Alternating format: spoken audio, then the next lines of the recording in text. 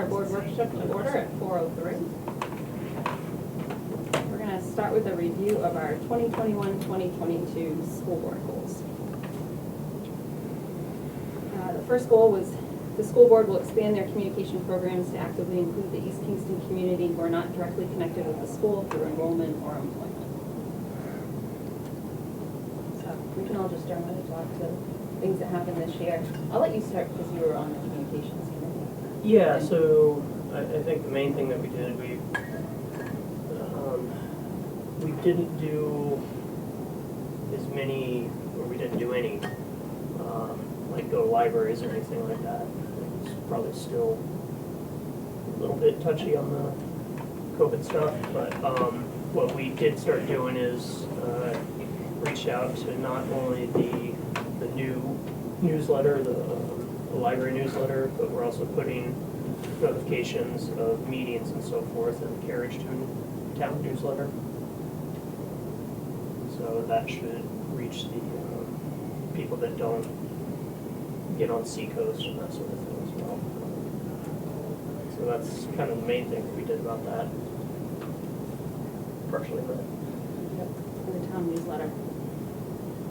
We had quite a few postings on there, yeah. particularly about the budget and meeting dates and those budget timeframes. They're definitely much better about outreach as far as communication as local newsletters and papers.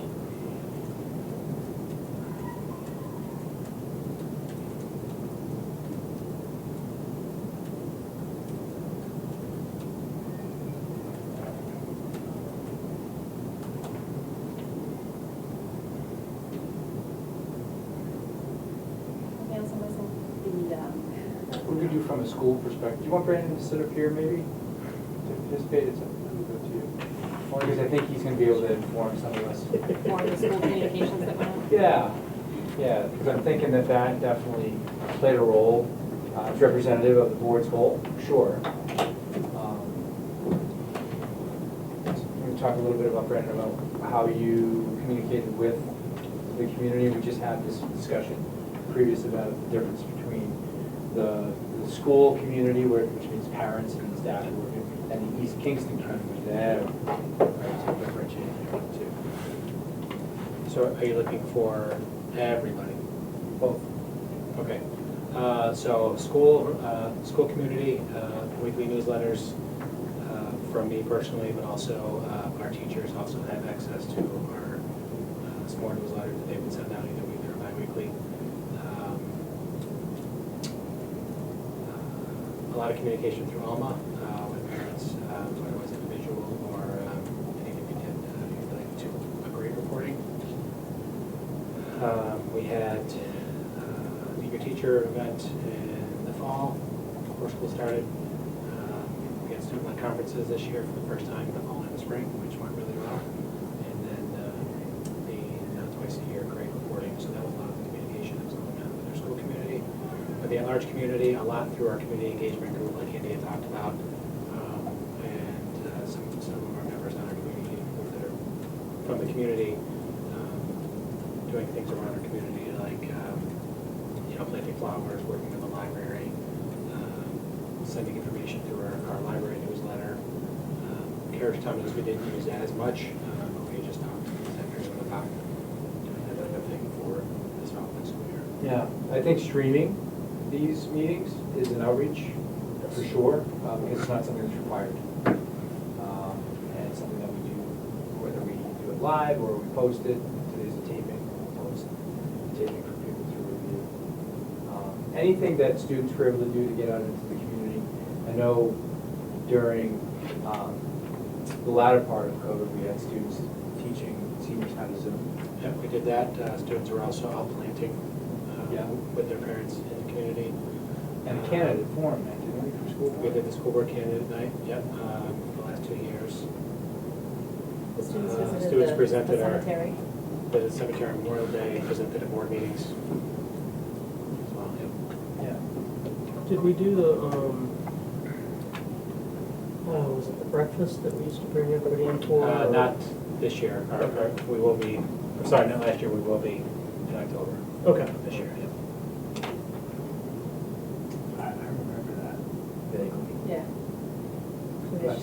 love breakfast.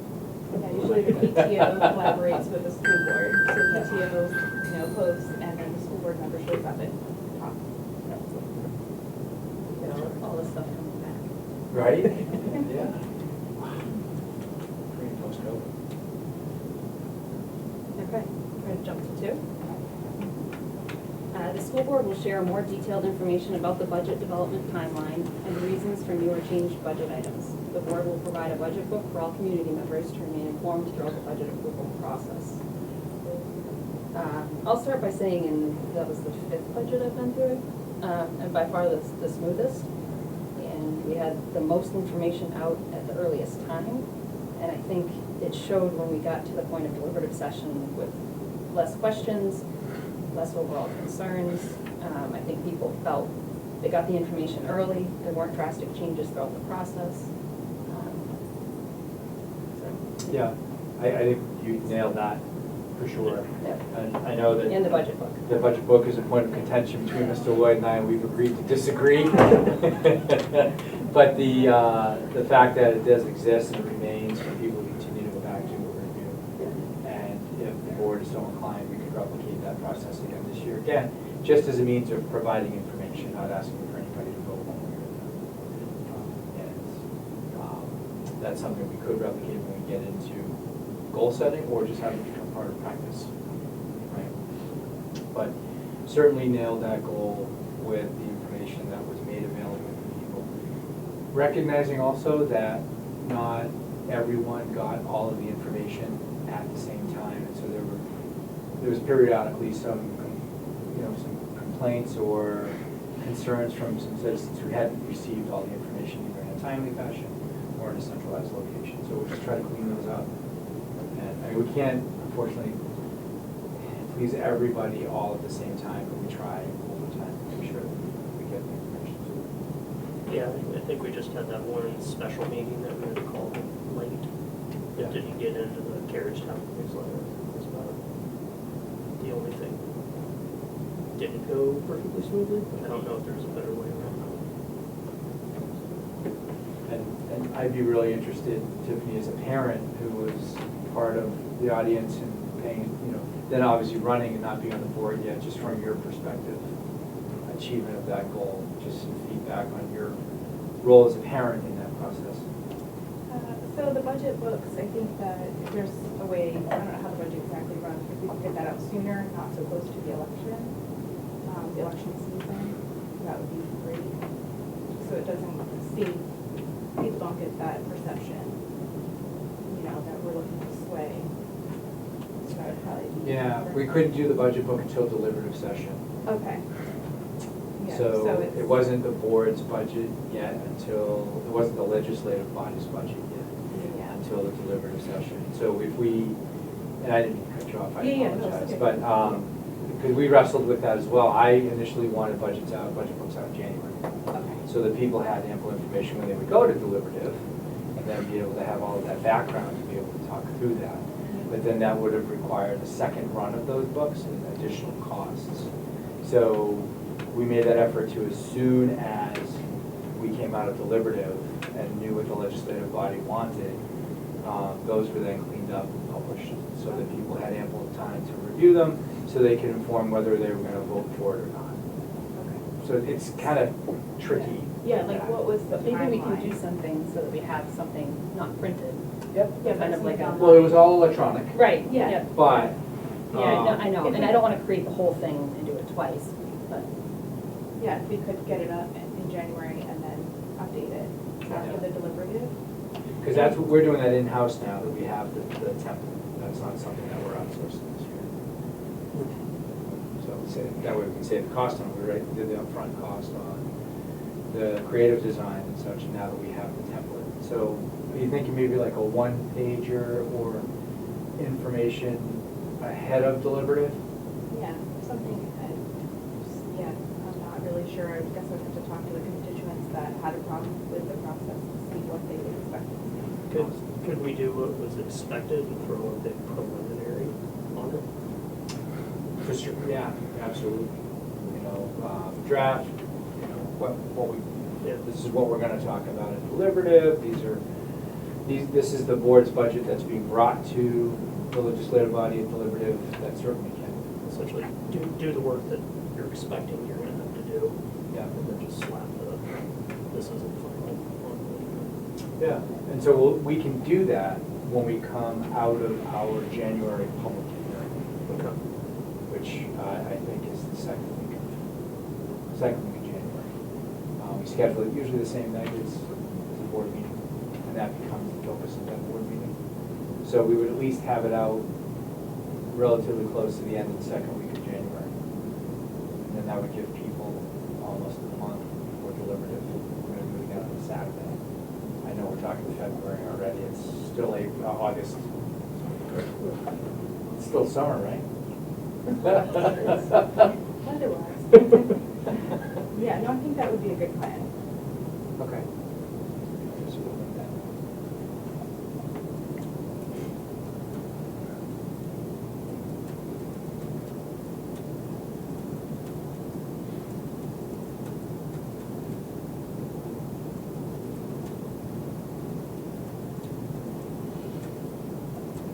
All right, and the third goal.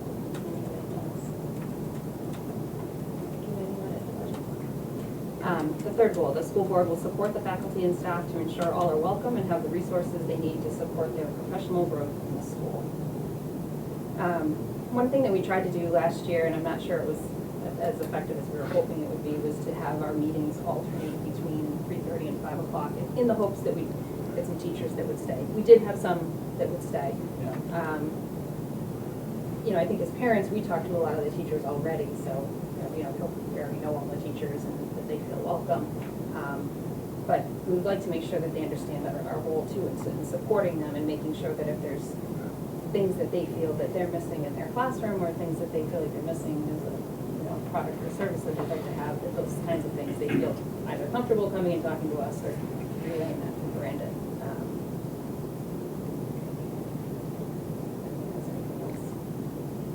And the big one is we got the budget passed. Yeah.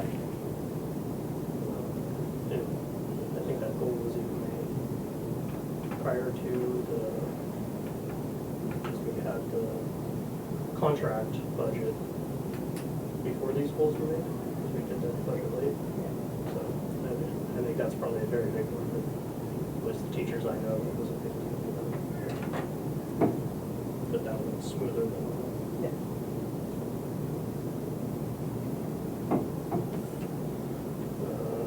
I will say, I think that was kind of our goal last year when we had this meeting in August, was that all three of these goals tied into the budget and the budget passing. And all three of those things were surrounding making sure that we were communicating the budget, that we were communicating with everybody in the community so that they knew about what was going on. We were going to show up, we were going to vote, they were going to understand the budget, and ensuring that the faculty and the staff were on board with that budget as well. And I think that was kind of a unified goal that we wanted, to make sure that the budget passed and the teachers felt supported. I would also include in there, specifically for the staff throughout this COVID storm that we've dealt with. The fact that they were coming every single day and we never had to close our doors for any reason, whether it was sickness or staff shortages, says a lot about them as professionals, but also the support that I think they felt from the SEU, from me, from all of you, from our parents, to be there for the kids every day. And I know other schools in the state, probably in this country, didn't always have that support, and we're not coming in, and we're having to close. So, yeah, I definitely think they felt supported throughout the year. I would say too that those three goals, just to tag on this, what you said, is all tied toward all leading to providing high-level academic opportunities for all kids. There's no reason to have a budget if we're not in business of teaching kids, right? And they don't specifically or explicitly state that, but I think this time around we can explicitly state that. But I would argue that any of our goals that we develop are always going to be geared towards what Brandon just referred to as what were the investment goals. And I think that should be when we move into the development phase of our new goals. Or number two, number one might be participating in the process for use of it, which is the cooperative number one goal. I think it's a lot. Yeah, I think that's why we're here. Potentially, it's, that is the main goal. So I think in our development of those goals last year, these were three of the things that we felt like we could hopefully work to improve, knowledge throughout the community and knowledge of the budget and, reduce the number of concerns and questions that people were having or confusions. All right, does anyone have anything else on that, or we want to move to this year's board goals? All right. Does anyone have any suggestions? For new school boards, or for new goals? Something metric based on academic performance. Okay. I have, and this was based off of the materials that we used, but. Awesome. Thanks for looking at those. You're the one. I printed it. Committing to a vision of high expectations for student achievement and quality instruction and defining clear goals toward that vision. And I think we started a lot with that last year. I think with the, we had some math data that we were able to show. So I think some of those, I think we need Brandon to kind of help us on what metrics we need to look for, and what, based on the assessment tools we're already using, what would be reasonable goals. I would like to see this be a 3 or a 5-year goal, so that we kind of outline what, I feel like a 1-year goal isn't really, for this can be very difficult, because they're small classes. And it's a small sample size. Yes, yeah.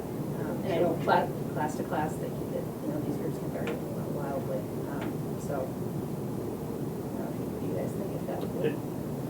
Yeah, small, and something that we've got, that we're shooting for, not just this year, but next year, et cetera, to build, to get those metrics up, to get performance of the school Yep. And shining and so forth. I'm not sure what you guys think. I really don't want to tie this to state testing at all, because I don't think, at least from my perspective, that we spent a lot of time on state testing. I don't really necessarily want that to be our goal. It's an accountability measure, teaching to it's test. not necessarily a goal. Yeah, and it does provide, I think, a little bit of data-driven information for parents relative to their student, but the assessments that we're doing otherwise are offering far more information and they're more detailed and they're more timely. Because they're not The once a ready year. assessments, I think, are a better indicator. Yeah. Demonstrations of mastery or proficiency either through the student-led assessments or as we get with your student-led conferences or student-driven assessments would be, I think, really eye-opening for you to see.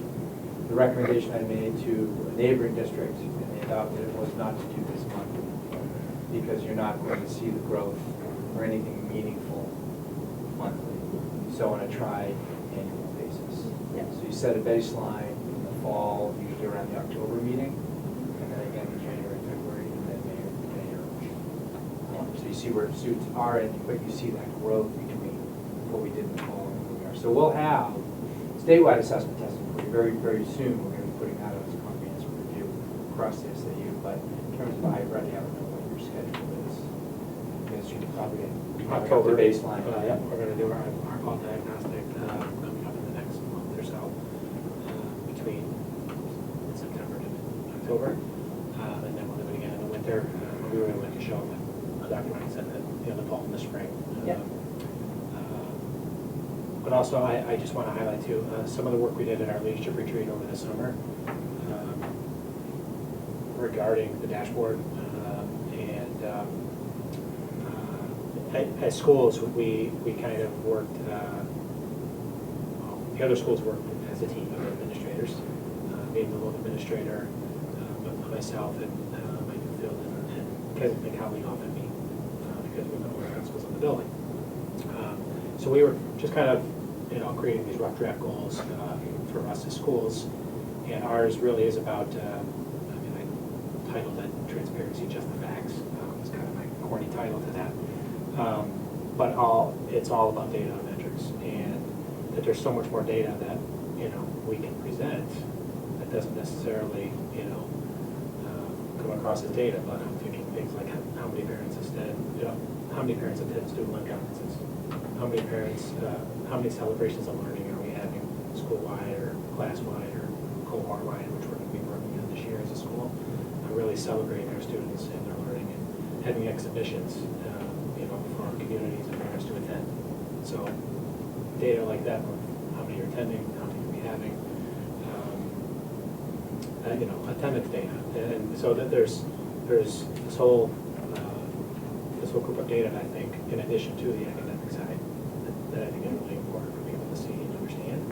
And I talked about it at our first staff meeting last week, that this is kind of where my mind is, and I kind of put the challenge on them, how are we going to make it our own and showcase our students and everything that we're doing. So I think it's a great goal to have, and it is something that we're going to work on throughout the year. And then kind of like MTSS, it's kind of like brainstorming throughout the year on how this can work for us, and then make it that 3 to 5 year goal for everything we're doing in school. So it definitely fits kind of what we're already thinking as a school as well. Yeah, so I came up with a math goal too, so that was on my mind as well. And so I kind of broke it down to be a little bit more specific. So I have copies if you guys want one, just might make it easier than me fumbling through. I don't need those. This kind of goes in line with what was just discussed. So using the iReady Math Diagnostic Scale Score as a student growth measure, we set the following goals. All students will make progress equal to recommendations for 1-year growth in math. And we set a stretch target of 1.5 years of growth for students identified in spring of 2022 assessment data as 1 grade level below. The board directs administration to share this goal with the staff and to report progress to the board in the fall, winter, and spring. So I took the assessment data from iReady. Looks like we had 31 students 1 grade level below in the spring of 2022. So they would be on a stretch target for iReady Math. And then all the other students would be at like a 1-year growth in math. So it's like a growth chart for each student. They all start off at different places. And then just over, they get points for every lesson plan completed. And that paints a picture and, charts their growth. So I have like more information on like more of what that looks like from iReady. So stretch growth, for example, is demonstrates the amount of growth students need to be on the path to grade level proficiency. So studies are finding that the kids that are behind did not do well with the whole instruction. So the stretch growth would be to get them back up to where they need to be.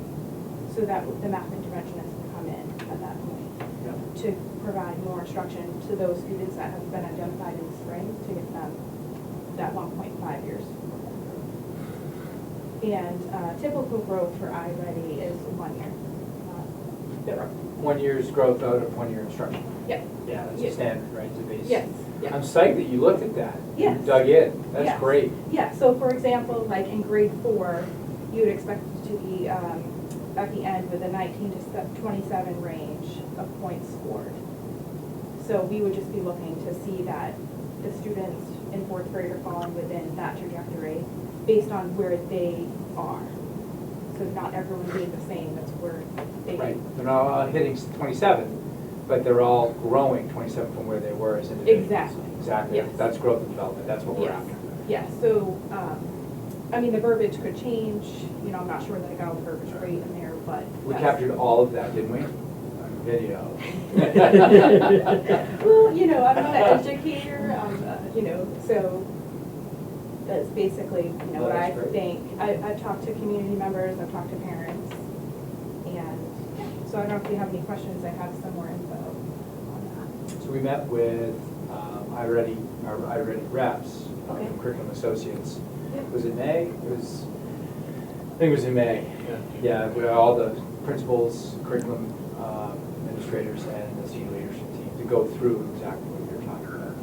That's awesome. But not set as a goal but to yeah. set forward as this is the work that we're doing. And they provided us with the reports of where we were in comparison to where the rest of the state was, and where the rest of the nation was. And the growth, it didn't necessarily say that we're ahead of where we were 2 years ago, but it did say that the growth we've made over the last 2 years on the span has exceeded any growth that we did 2 years prior.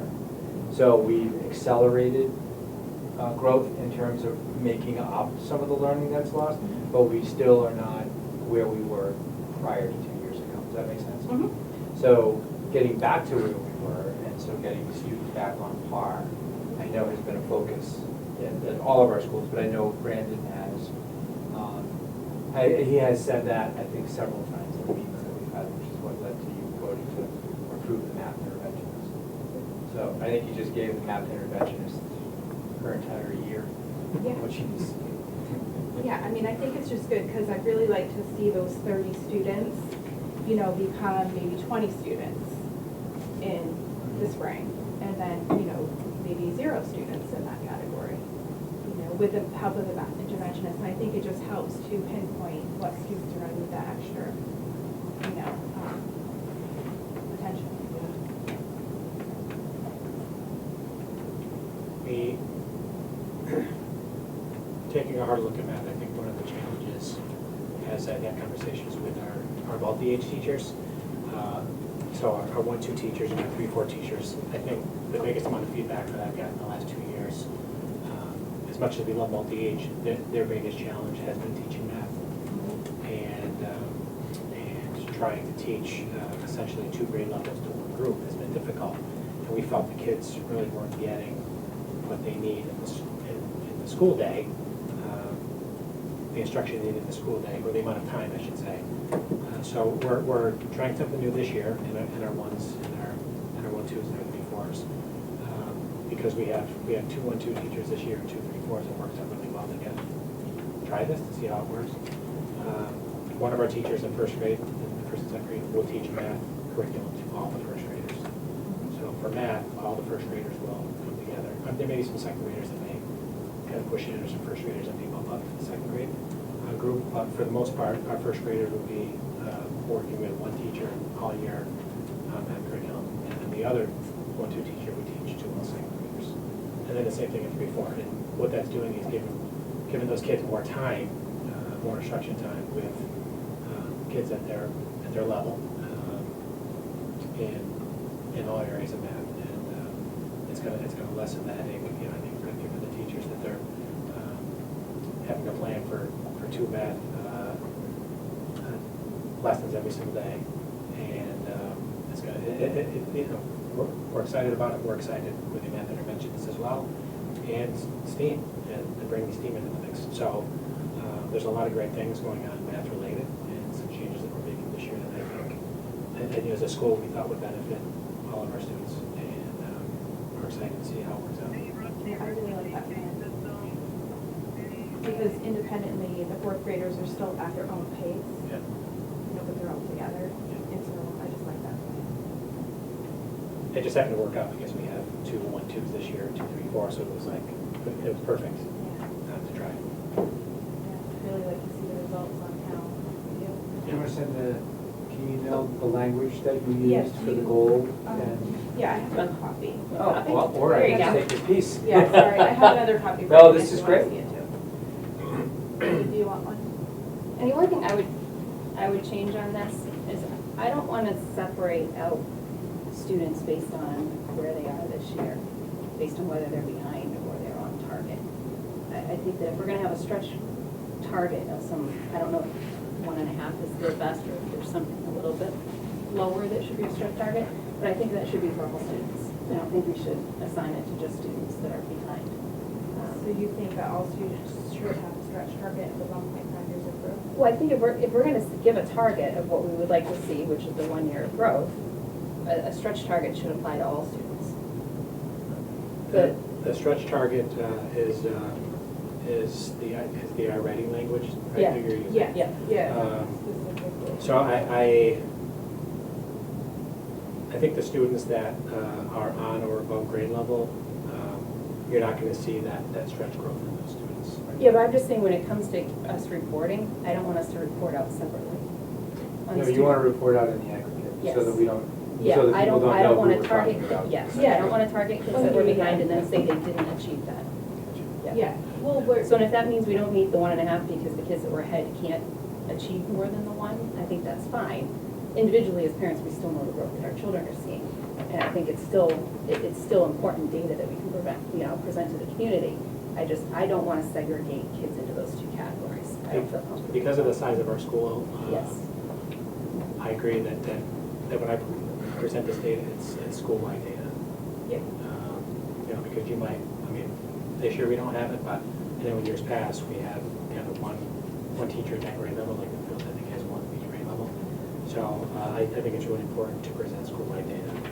Yeah. And not single out grade levels. Can it be something along those, within X number of years, we want X percentage of kids to be at grade level for math? Is that kind of what we're getting at? Is that abstract enough? It's not a no, it's just that in years past, when we've tried to establish achievement goals or percentages for students, it's very difficult to base it on evidence.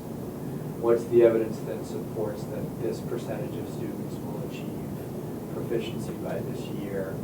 Where do we find that evidence to support that that's a good goal? And how do we know that we're going to get there?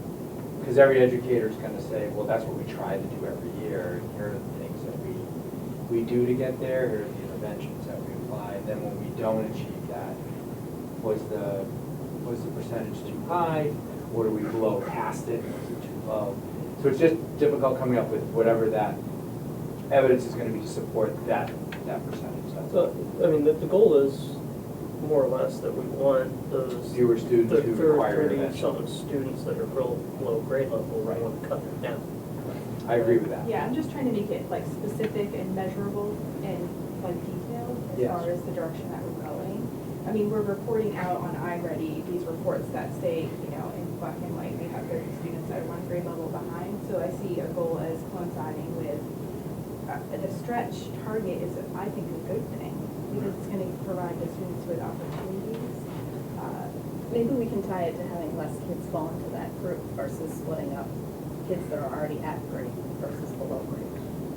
Well, I don't really know that we're saying that they're at a grade or below a grade because it's based on the individual student's growth. So this is more based on where they are, regardless of, you know, a grade. So I think that's what I'm trying to portray, and maybe I'm not getting that across really good in my verbiage here. No, I understand where you're coming from, Tiffany. I'm trying to tie it in with what Andy's recommending. Because let's say we have 10 students who are below grade level, just use an arbitrary number. How do we, like, I'd love to be able to say, our goal should be to move 4 of those students out of the intervention so their stretch goal is achieved. And so that becomes our goal, right? So how do we know that we're going to be able to deliver on that? What's the evidence to support that as a viable goal? We can measure it, but it may not be a viable goal. And then when you go to the other side of it is we will endeavor to, or whatever the word is you want to use, we will try to, or we will work to move 4 students out of, or 40% out of their, or have 40% reach their stretch goal. Well, yeah, of course we will, because that's what we do every year. So that's why I'm having trouble trying to nail the language now. Because I see both of them. You'd like to have a percentage of, here's what we're shooting for, and you're saying that we have a certain number that we know of that with that stretch goal can come out of an intervention stage beyond grade level again. It's just how many do we know that we can do? We don't. So you don't want to have it identified as the kids that are behind. What do you think is a Yeah. better option? Well, and we're only looking at one skill set here, right? Yep. Only looking at math. And I think the goal should be around, you know, much larger, you know, concept than just math. I guess what I'm thinking is I don't want to just target these kids that are behind in math. What if they're way ahead in reading and writing? I don't know that like this data does help to give people an idea of where the school is year to year. I don't know that I'm not sure that this achieves that or will show the kind of progress that people are looking for. So one of the things recommend is that we report out in the aggregate. So school-wide, as Brandon mentioned, so reading and math. In terms of,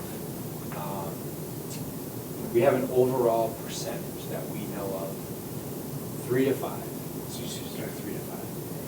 of students who are below grade level. Just, we know, right? Let's say it's 16%. A goal could be to achieve a much lower rate of students in the school, regardless of third grade, fourth grade, or fifth grade, who require intervention or are below grade level. Something as simple as that. We're able to report out numbers on that. We can say, well, we know that, in October, we had 16% below grade level, but in January, we noticed that number shrunk considerably to 9%. And then we can do the same with math. Internally, we know who our students are. We know how our grade levels, so we have a different set of metrics that we use because we break it down, we disaggregate it. And we zero in, but reporting that out is not something that we would want to do. And those teachers, I'll chime in there. Those teachers know that. Those teachers are working hard to make that 1.5 years of stress growth with those kids. It's a goal of theirs every single year. So I agree. And the dashboard's going to be able to show that in the aggregate as well, as one of many pieces of data. We're going to have iReady data up there, that's just, as well as statewide assessment data of those who are, a percentage of proficient, nearing proficient, or proficiency. So, I mean, I don't know how that helps constructing a goal, but I know we're going to be reporting out on it. Just to make sure I understand how it works, is this tied into the tier system that you've talked about in the past? MTSS. Yeah, our whole intervention, program kind of ties into the data we're going to be using. Not only the iReady data we're using, but we're using different data assessment this year called Flow that'll also give us data on reading and math, as well as our kindergartners and first graders will use that house. It's a diagnostic. Yeah. To test for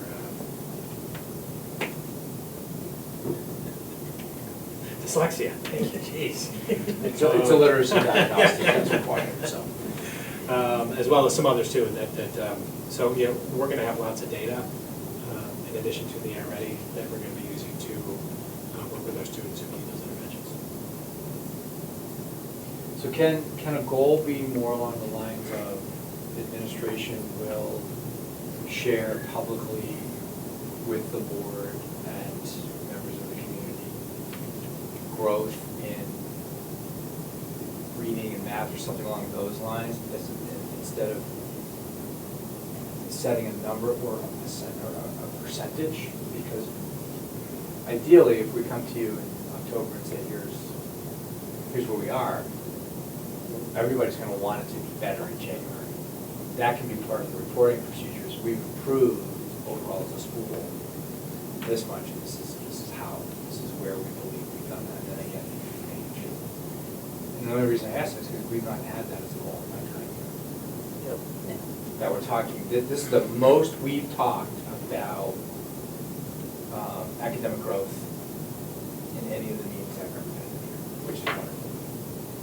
So, Yeah, thank you. I would like to see it tied more to us having those discussions throughout the year. Yeah. And us being provided with the assessment data, and then, and taking feedback on what people would like to see for improvements throughout the year, rather than us tying it to, a particular grade or student achievement. Yeah, thank you. Because I know our teachers already know with the students they have, they're going to work their tail off. So if you 3 were my students in math and 3 of you were getting tier 3 intervention, I'm going to work my tail off because I know I'm going to be able to get 2 out of the 3 of you out of that. And I know that as a teacher, but I can't say that to anybody, except for you and your parents. And so that will work. Down to classroom level, a very granular level. So that would make I think that would be more palatable as if we set a general goal, and I think you outlined a lot of that in what you proposed, Tiffany, but these are your goals that we're just advising. Yeah. But I think too, a lot of these, I hate to put these on kids because they all have their own goals too. So if a kid is a year behind and they want to move ahead and make sure that they stay, that year's growth in math, but they are really excelling in reading and they've jumped several book levels, I don't know, it's hard to with such a small number of kids to say that we want certain kids to move in a certain direction in certain subjects. I don't know, just seeing how the kids are going. We want everyone to grow, period. Yeah. But we recognize that we have students who did fall behind, and we want to help them by providing the interventions that are needed to help them catch up. Yeah. Do we also have pretty good data on the kids that are going from tier 2 to tier 1, doing that excelling type of thing? Do we have that as well? I know we have a lot of data of the kids that need help with. We have, we're going to have much better data this year. Okay. Now that we're kind of rolling this out. And we do have data, but it's with our new diagnostics we're using, with the new interventions that we have as an MTSS program, or however we want to call it. It's going to look, for our staff this year, it's going to look much better than it has in the last 2 years. So, I was going to say, is something that goes into analyzing the data, trying to get more data. I think probably a good goal until we know what we're going to start getting, and then maybe next year we can be a little more concrete. Dr. Ryan, does CMS have any data on incoming sixth graders that would show, that we may be able to show over time as a sending school, what our body looks like going into sixth grade? Yes, there are probably several data points, one of which being where are students, which math classes are students moving into coming out of this Kingston, where are students' reading levels, and where are they being assigned. Yeah. We have that. I made a note just to think about a goal that requires administration to share triannual data on student growth that will inform school board decisions. And I got a little help because crafted something similar for a local board that decided on engage in triannual reports with the administration on student growth and learning to support informed decisions. And that satisfies the board's role in educational program development. So we tied it directly to a few of the statutory requirements of the board. One being an academic goal for the district, right? Your comment on the sixth graders is a really good one. I don't know if we have it as a goal, but when we get this data on the tri-annual basis, can we get data on the sixth graders too? Because I think that's a really good point.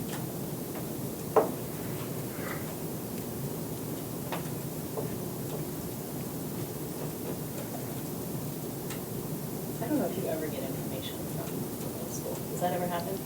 I would just wonder if there's anything that comes from kind of, Transition meetings between our fifth grade staff, including special ed and classroom staff, and our counselor with those sixth grade staff members at CMS happens in the spring, in May and June, of the year before they go up. But there's not much, I think, after that. Well, there hasn't been.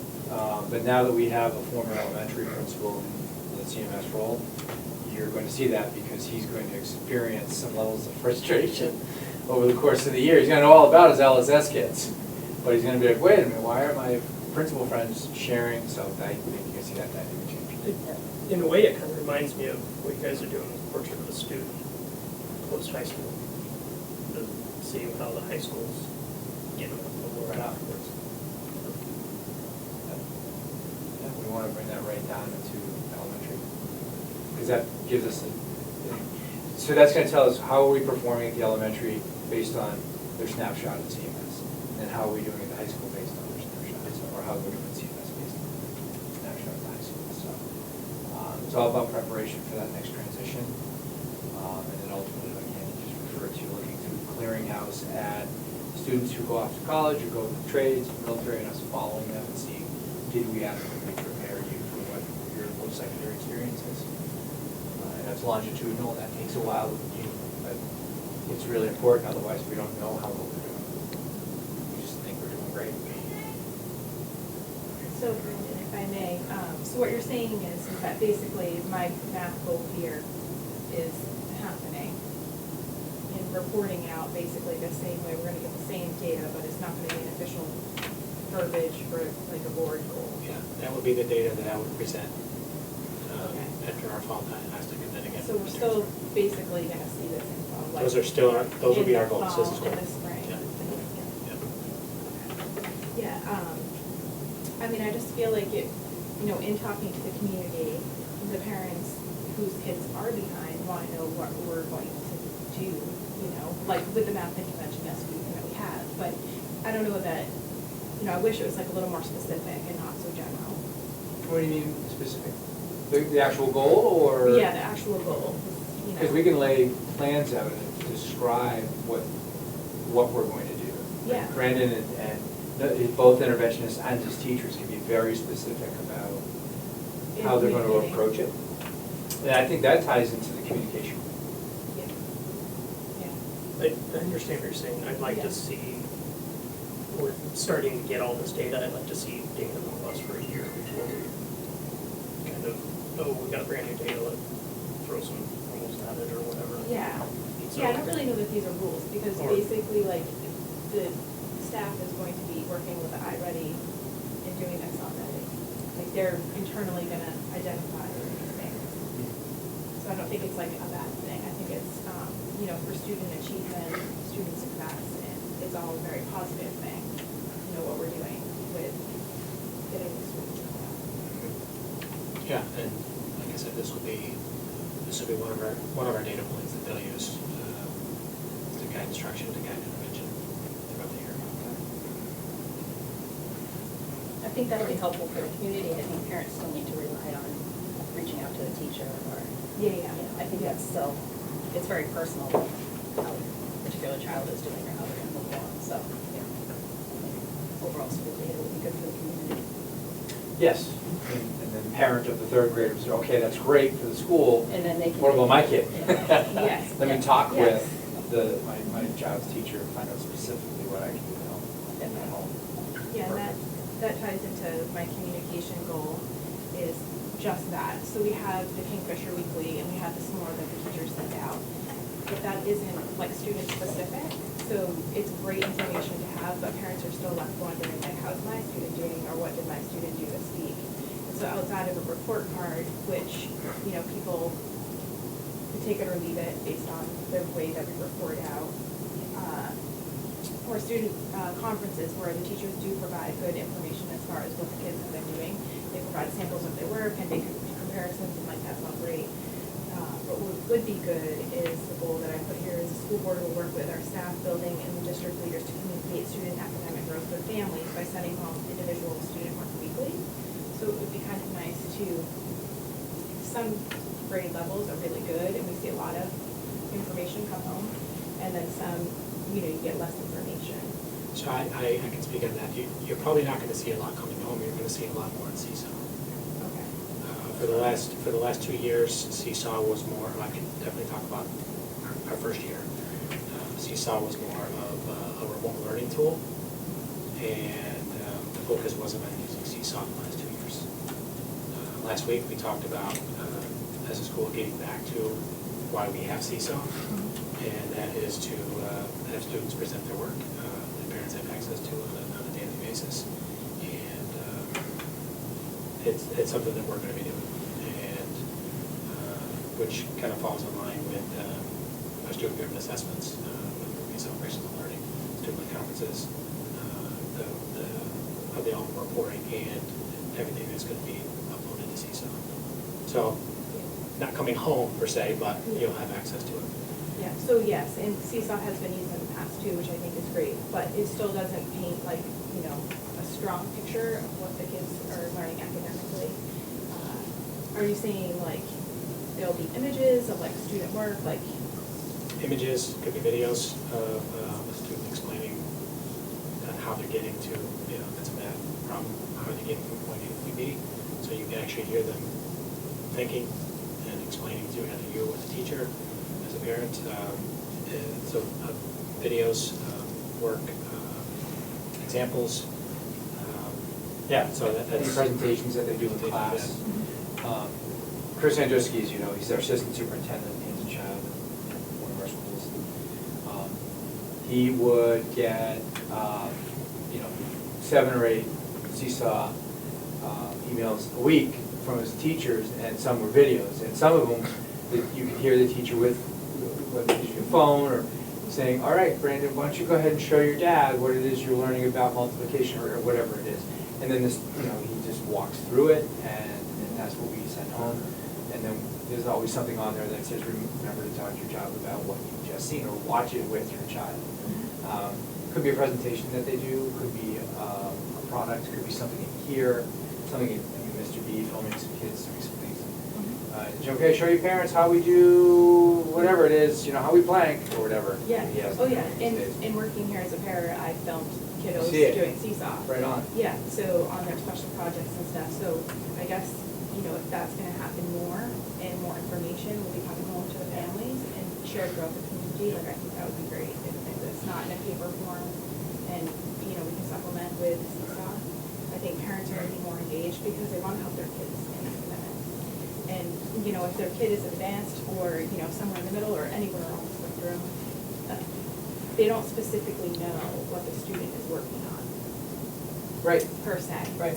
Like on a I would weekly disagree, basis. because every year that my son was here, we got a newsletter at the end of every single week that covered Yes. all of the topics that were covered during the week.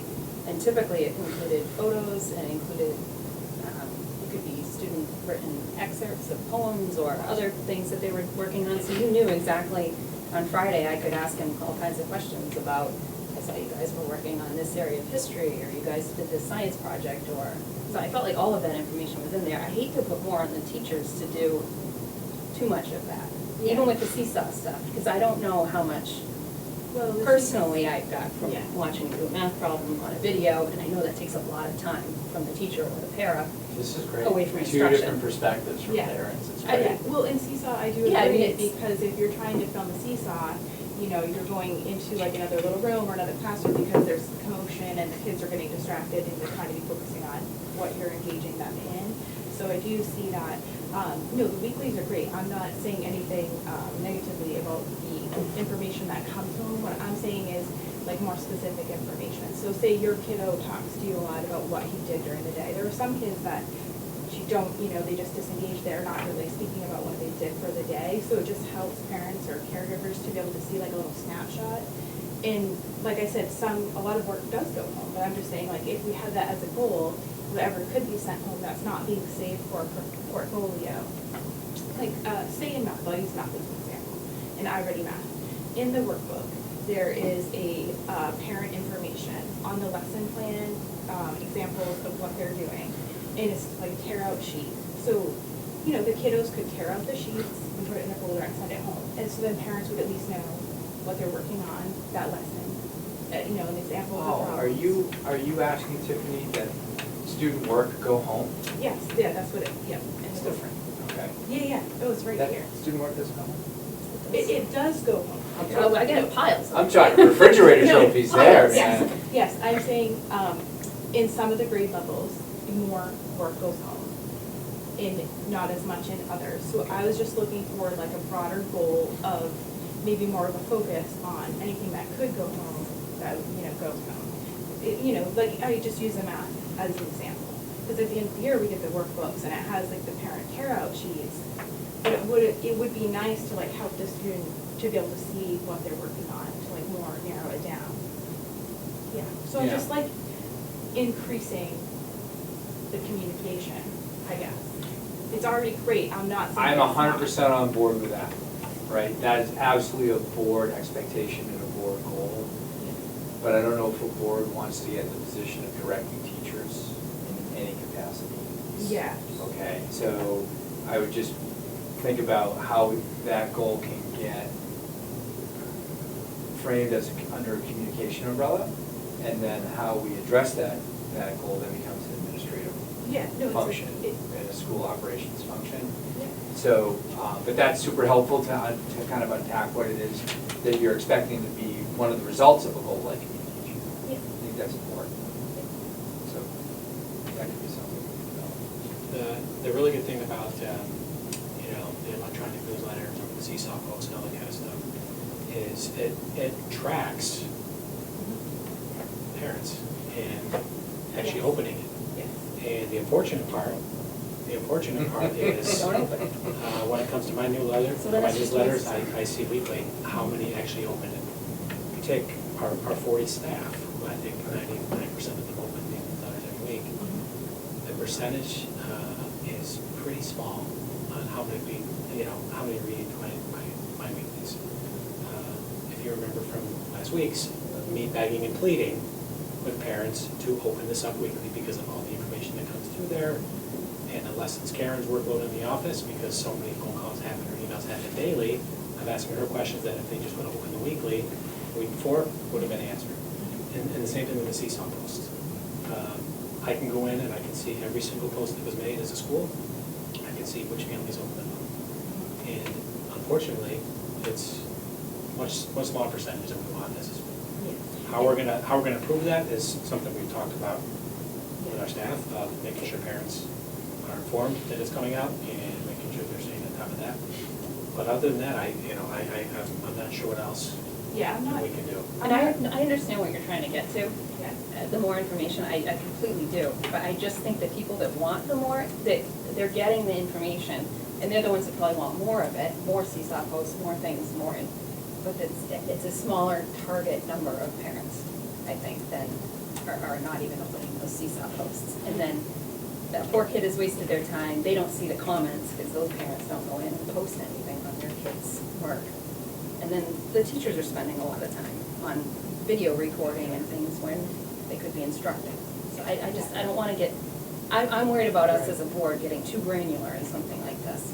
I'd like to leave it to the teachers kind of more discretion. And if a parent really has a concern with a particular teacher that they're not receiving, I'm not getting any math homework back, they can reach out to the teacher and ask for that specific, or I want to see, this, I didn't get the last week's spelling test, or anything. I feel like it's very, because it's so teacher specific, I don't want to get into the granularity of how they are disseminating information, or whether their newsletter is weekly or bi-weekly, or what content they choose to include, whether they write it or the students write it, or. Yeah, I just think it's.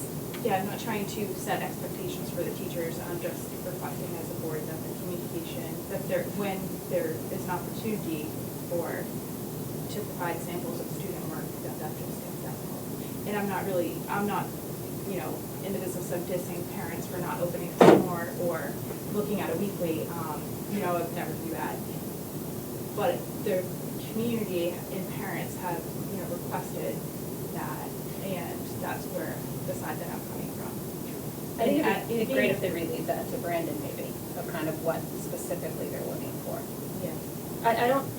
For me personally, as a goal, after 6 years, that was never an issue, so I don't want us to see it as a focus of one of our 3 goals. Okay, so, Seems a little micromanaging. Yeah. communicating for increased communication. Yeah, just specifically from teachers to parents. I think it would be, I don't know that it's micromanaging if it's work that they're already doing in the classroom. But what I'm saying is, I don't think it's a goal that is necessarily, I'm sure there are areas where certain teachers could improve upon it. But I just don't see it as a full school-wide goal, or something that we want to be overseeing, as we don't have any responsibility for how it's implemented. Do you think under communication, we look at continuing goal number 1 from this most recent year, ensuring that communication is reaching those families who are no longer Yes. a part of East Kingston Elementary School, but are in East Kingston proper? So we have parents, a recent 5th grade graduate parent who whose children or child is now off to the cooperative, and so communication out of the elementary school has stopped. And so how can we continue to reach not just our former parents, but all of our community members? So that's been an ongoing, we've been chasing that goal for a long time, short of spending quite a bit of money to ensure that things are getting physically mailed. We turned to a digital platform, and now trying to get people on to the digital platform requires us mailing things. We don't have to tell them about it. The community newsletter is mainly an online PDF, right, or an online newsletter. The Carriage Town News? Yeah, Is that? not No, just, the not. town, we have a town newsletter. Oh, I'm not aware of that. I believe they print it at the library as well. They printed the library, but, you've got your weekly newsletters. Would it make sense, it's a monthly thing, I don't know, to put a link to where all those newsletters are, just in there, or something that you wanna update, because I put in that, a monthly, here's kind of the bullets things, and I think I've hit you up a couple times, what do you want to add to it? Would you want to add, I don't know if your full newsletter would make sense, but some sort of link to what's going on? We talked before we came in about this, about this exam thing, and we talked like once a month putting a link in Carriage Town News Okay. into the town library, or the, The same way the library does Yeah. with their updates. Yep. yeah. Oh, the library does something like that too? Yeah, all the libraries do in like Carriage Town.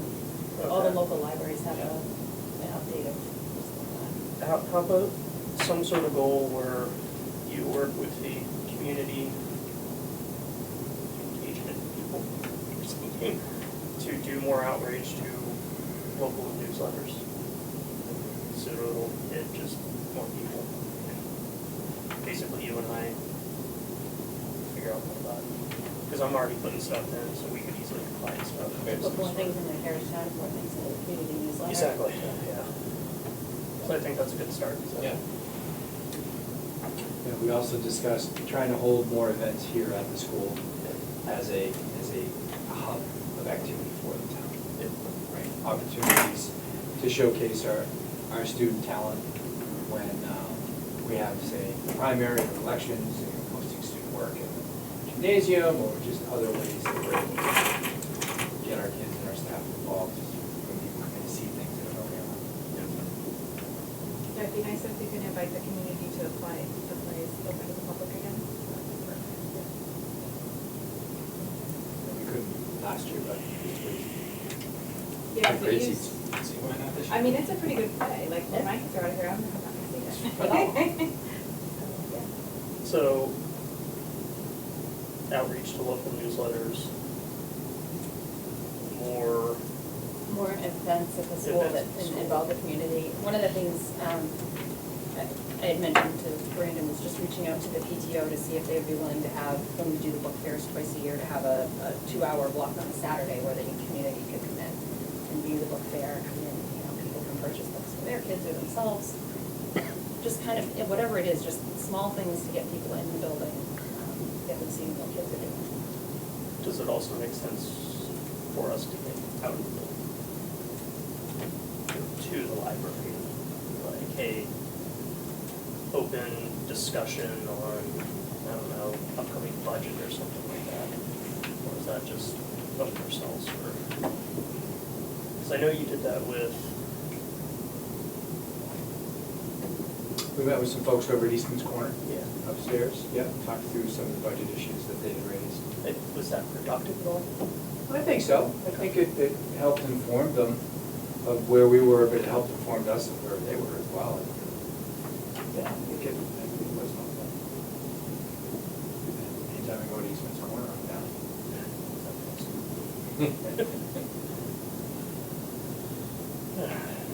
Okay. So crafting, is there consensus on kind of carrying over that goal of reaching the entirety of all of the households in the community with some of these details? Yeah, I'd love to. I can rewrite that and send that out.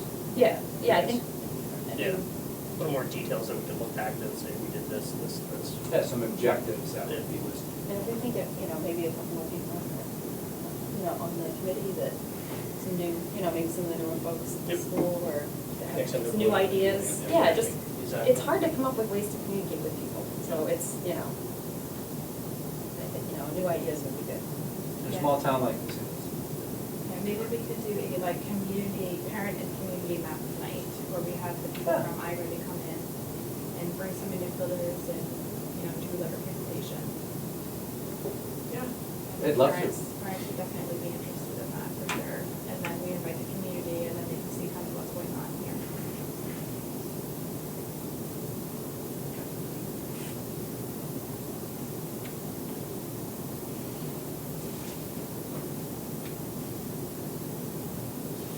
So you have a board role and educational program development goal, and you have a board community relationships goal. So I have one more goal that would be a finance goal, fiscal management. Which would be the board will work with administration to create a 5-year capital needs plan to budget resources for the future of the school's long-term plan. So, a couple things on that. I was surprised at the end of the year, that we didn't have the air conditioning completed, because I had thought that when we had paid previously for air conditioning, that was like the total air conditioning expense. And so it'd just be nice to know ahead of time, like what we still have left for projects and to be able to prioritize them. And I don't know if something like that exists already. It exists. I'm not aware. 5-year, I think we're up to about a 3-year plan right now. Every year. But just talking to Mr. Mizzy over the summer, we both feel the need to make it a more formal plan.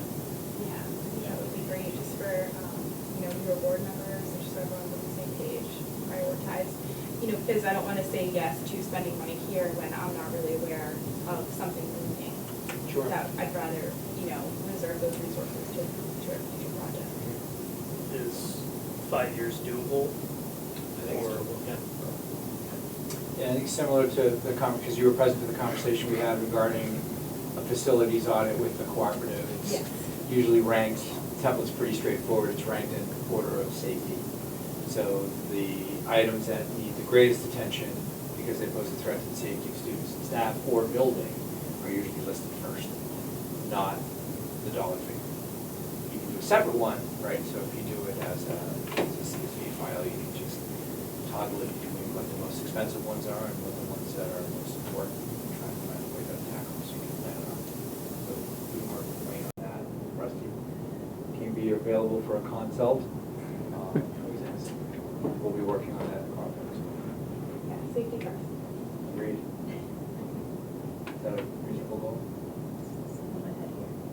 Strategic plan. It's been a long time, I think, since this building had a strategic plan.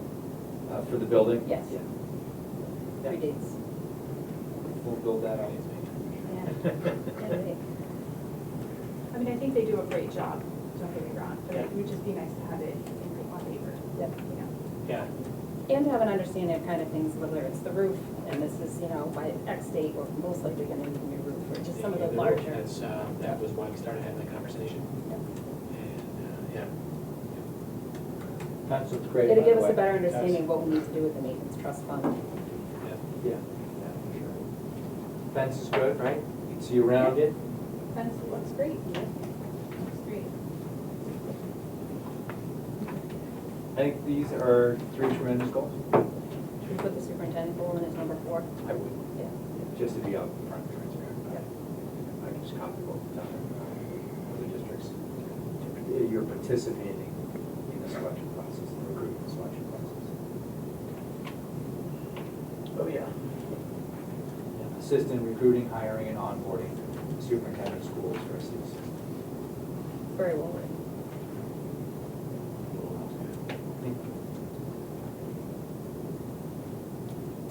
Perfect. Okay. We can adjourn. Our next meeting is September 14th at 5:30. Back to 5:30. September 14th. 5:30? 5:30. Sounds great. Thanks, everybody. Yes, thank you.